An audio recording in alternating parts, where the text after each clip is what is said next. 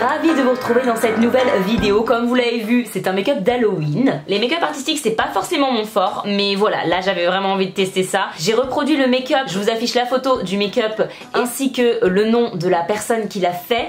C'est une nana que je suis sur Instagram que j'adore, et quand j'ai vu ce make-up là, je me suis dit ok, là vraiment j'ai eu un coup de cœur pour ce make-up d'Halloween. Allez, on commence, c'est parti avec la base de chez Milk. Ensuite, je m'attaque à mes sourcils avec du savon, un goupillon et mon Brow Blade de chez Urban Decay. Toujours la même chose, mais pour une fois je vous le montre en vidéo. En ce qui concerne du coup l'application du savon, je prends bien le temps avec mon goupillon d'appliquer le savon en fait en brossant mes poils vers le bas, ce qui permet en fait de bien englober le poil avec le savon, et ensuite je viens rebrosser les poils vers le haut de la forme en fait que je veux. J'ai passé cette étape là, je viens prendre le Brow Blade d'Urban Decay.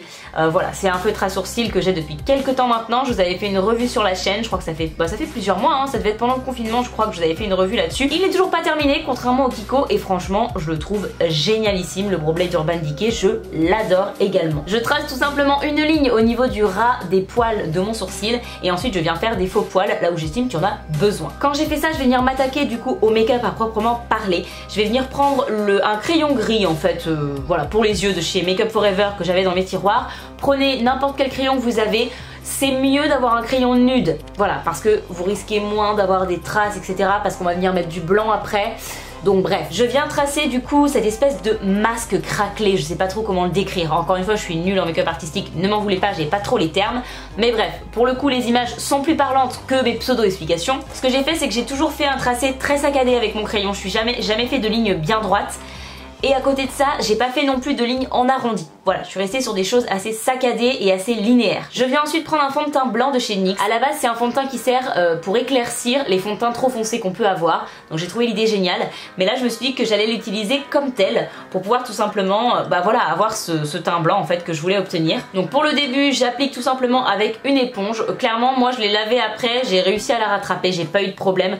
Est-ce que c'est différent avec les fards gras? Je sais pas. En tout cas, avec ce fond de teint là, j'ai pas eu de soucis pour laver mon éponge derrière, comme un fond de teint classique quoi. Quand j'ai bien appliqué du coup ce fond de teint là où je pouvais en fait avec l'éponge, je viens prendre un petit pinceau plat et je viens maintenant faire délicatement les contours de mon tracé que j'ai fait juste avant avec le crayon noir. Pour le teint blanc, prenez bien le temps de le travailler dans tous les cas. Voilà, bref, c'est une galère. Donc pour le coup, prenez bien le temps de le travailler tranquillement. C'est une des deux étapes qui vont être les plus longues de ce make-up, mais clairement c'est l'étape la plus importante. Donc vraiment prenez le temps de le travailler. Quand vous avez travaillé de manière bien homogène ce teint blanc, vous pouvez venir du coup avec de la poudre. Moi j'ai pris de la poudre de chez Sephora. L'important c'est qu'elle soit blanche. Surtout, ne prenez pas de poudre un peu couleur de votre teint, vous voyez, même si vous avez le teint clair. Ça ne fonctionnera pas, j'ai testé, j'ai pas validé. Voilà. Une poudre libre, si vous avez, c'est aussi bien.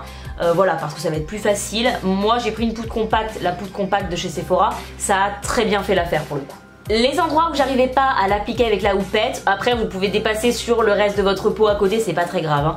Mais voilà, les endroits où je voulais être un peu plus précise, j'ai tout simplement pris un pinceau, mais j'ai pris une belle dose de poudre hein, parce qu'il faut vraiment bien poudrer, faut pas avoir peur de mettre pas mal de poudre, parce qu'encore une fois ce genre de fond de teint, ce genre de teint blanc, il faut vraiment beaucoup les poudrer. Ensuite je viens prendre ma palette Sultry de chez Anastasia Beverly Hills, que j'aime beaucoup en fait, vraiment.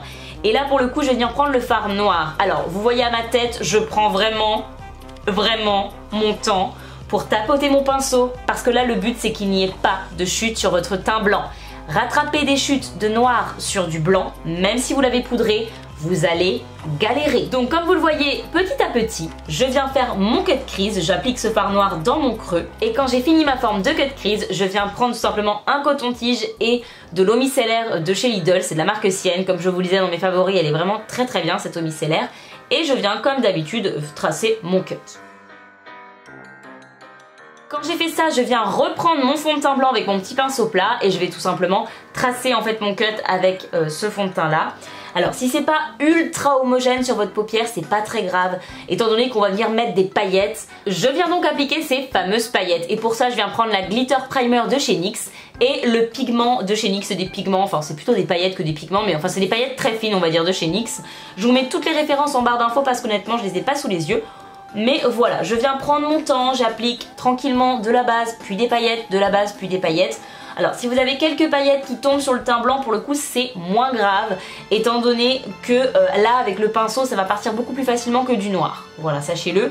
Là on s'est rapproché et comme vous le voyez, mon teint blanc de près n'est pas parfaitement homogène, c'est encore une fois ultra compliqué à faire. Il y a eu un bug lors du tournage, je suis désolée, mais comme vous le voyez, j'ai appliqué en fait mon liner. J'ai suivi tout simplement la forme de mon cut crease. En l'occurrence, j'ai utilisé le Epic Ink Liner, on va venir l'utiliser dans la suite de la vidéo. Et là, j'applique juste du crayon noir en muqueuse inférieure et supérieure. Je viens ensuite appliquer mes fossiles, ce sont les On The Fringe de chez NYX. Quand j'ai fait ça, je viens prendre toujours de chez NYX mes Glitter Gold. Celui-ci, c'est la teinte Galactica, si je ne me trompe pas. De toute façon, encore une fois, vous avez toutes les références en barre d'infos. Et je viens prendre les paillettes les plus dorées jaunes qui ressemblent au pigment en fait. Et je vais les appliquer sur mon sourcil. Comme vous l'avez vu sur la photo du make-up dont je me suis inspirée, elle avait appliqué, elle, des petites copeaux, feuilles d'or. Moi j'avais pas ça sous la main, j'ai utilisé des paillettes et honnêtement ça a fait très bien l'affaire. Quand j'ai fait ça, je vais passer au reste du teint et pour ça je viens prendre mes concealers de chez L'Oréal. Ce sont les Infaillible Manzan Concealer. Les deux teintes sont différentes, je vais venir mélanger pour avoir la couleur de mon teint. Faites votre teint, enfin le reste, comme d'habitude. En l'occurrence pour la petite surface, moi je voulais quelque chose de bien couvrant, donc c'est pour ça que j'ai pris ça. Ensuite je vais poudrer avec la poudre de chez Sephora. Prenez n'importe quelle poudre, celle que vous avez d'habitude. Attention aux poudres libres, que ça ne tombe pas sur le teint blanc. Voilà. Donc voilà, moi celle de chez Sephora, poudre compacte, elle a très bien fait l'affaire. Ensuite, quand j'en suis là, je viens reprendre la Sultry avec le fard Briche, si je, voilà, prononcer de manière absolument magnifique comme d'habitude. C'est ce marron nude un petit peu orangé et je vais l'appliquer en fait au niveau de tout le contour de mon masque là, si on veut. Alors, moi je l'ai appliqué un peu trop précisément. N'hésitez pas à l'appliquer de manière un peu plus diffuse, vous allez comprendre pourquoi après, parce qu'on va venir appliquer deux autres fards et il va pas assez se voir. Je pose vraiment la matière en aplat et ensuite je vais venir estomper les contours tout doucement. Je prends pour ça un pinceau chez Anastasia Beverly Hills double embout. Je prends le côté pinceau plat pour l'appliquer et j'estompe légèrement avec le côté plus fluffy estompeur du pinceau. Quand j'ai fini ça, je viens prendre toujours de la palette Sultry le fard Twig et je vais répéter la même opération et vous allez voir, ça va trop manger mon fard orangé.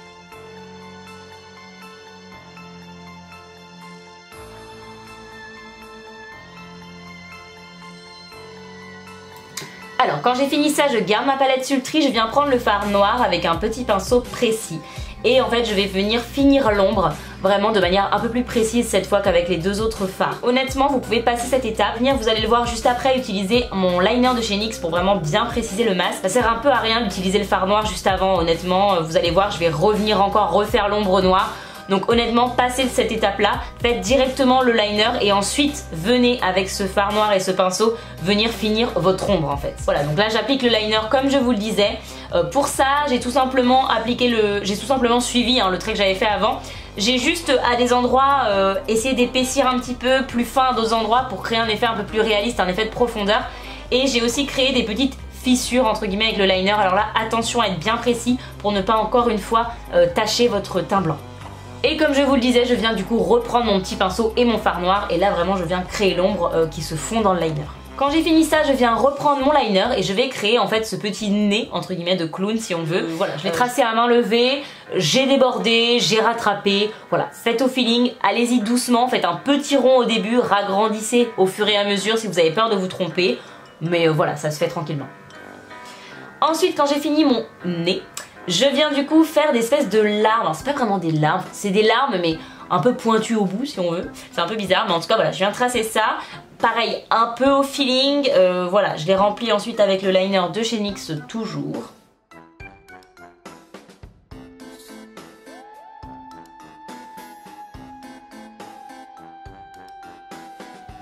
Pareil, ici ne faites pas de traits trop droits, faites des traits un petit peu saccadés, n'hésitez pas pour que ça ait un effet beaucoup plus réaliste.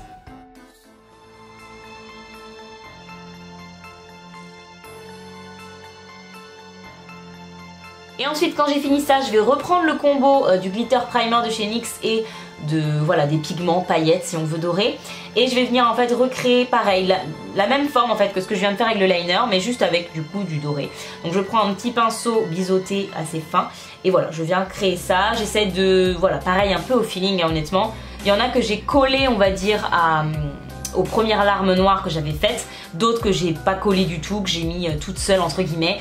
J'essaye d'en mettre une entre chaque à chaque fois et le résultat est plutôt pas mal, mais honnêtement faites au feeling. Je reviens sur mon nez à ce moment-là et je vais venir mettre du glitter primer de chez NYX.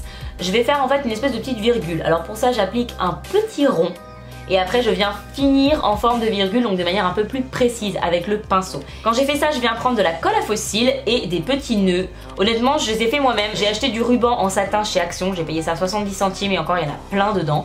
Et j'ai fait moi-même les petits nœuds, j'ai trouvé un tuto sur internet, c'est assez simple à faire, je l'ai fait avec une fourchette, ça va assez vite. J'en ai fait 2 et je viens tout simplement les coller. Je viens m'attaquer aux lèvres et je vais mettre du rouge à lèvres noir. J'avais très envie de faire un rouge à lèvres noir avec ce make-up là. Donc je viens prendre mon crayon noir pour les yeux pour faire mon contour des lèvres tout simplement. Parce que là il est hors de question que je fasse sans contour. Avec un noir ça ne pardonne pas. En l'occurrence mes lèvres ne seront pas parfaites. Avec mes lèvres asymétriques c'est très compliqué pour moi d'avoir vraiment une lèvre symétrique pour le coup. Donc voilà, je viens appliquer mon crayon noir et ensuite je viens prendre un Velveteen de chez Lime Crime. Je n'ai pas la teinte mais je vous la mets en barre d'infos. C'est tout simplement la teinte noire de chez eux mais j'ai pas le nom de la teinte. Et voilà pour ce make-up, j'espère vraiment qu'il vous a plu. N'hésitez pas à me dire en commentaire ce que vous en avez pensé. Moi je vous retrouve très vite dans une prochaine vidéo. Si c'est pas encore fait, n'hésitez pas à vous abonner. Si la vidéo vous a plu, à la liker. Moi je vous dis à très vite. Bye.